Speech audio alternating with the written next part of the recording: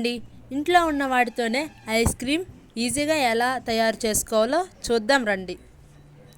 ముందుగా 1/2 లీటర్ పాలు తీసుకోండి.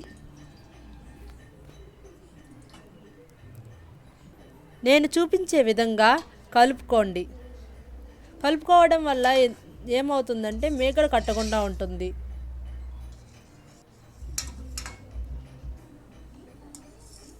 ఈ విధంగా కలుపుకోవడం వల్ల పాలు పొంగకుండా కూడా ఉంటాయి.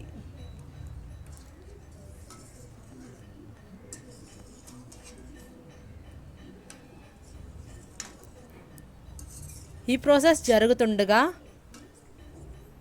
మనం ముందుగా నానబెట్టుకున్న జీడిపప్పును తీసుకోండి.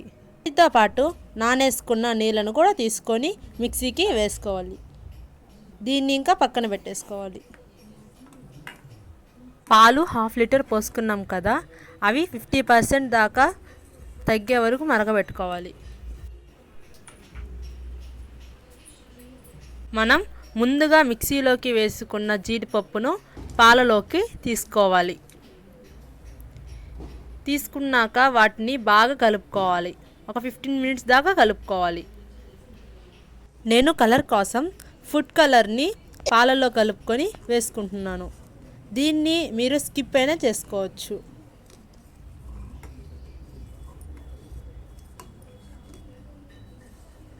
కలుపుకొని ఇంకా దించేసుకోండి. బాగా చల్లార్చుకోవాలి. నేను తీపి కోసం చక్కెరని తీసుకుంటున్నాను. ఈ ప్లేస్లో మీరు బెల్లం అయినా తీసుకోవచ్చు. దీంట్లోకి ఆ పాలను పోసేసుకోవాలి. పోసుకున్న తర్వాత మిక్సీని పట్టేసేయాలి. ఇలాంటి టీ గ్లాస్లో అయినా తీసుకొని కుల్ఫీలాగైనా చేసుకోవచ్చు. నేను స్టీల్ గిన్నెని తీసుకొని దాంట్లోకి తీసుకుంటున్నాను.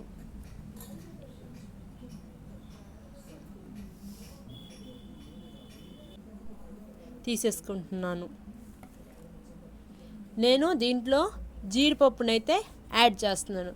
మీరు ఇంకా కూడా ఏవైనా ఎక్స్ట్రా యాడ్ చేసుకోవచ్చు. ఇంకా ఫ్రిడ్జ్లో పెట్టుకొని 8 to 10 hours ఉంచుకోవాలి. 10 hours తర్వాత tasty ice cream ready.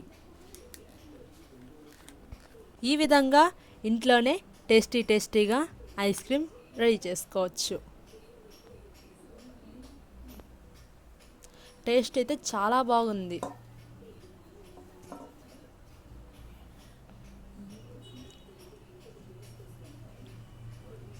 Thanks for watching.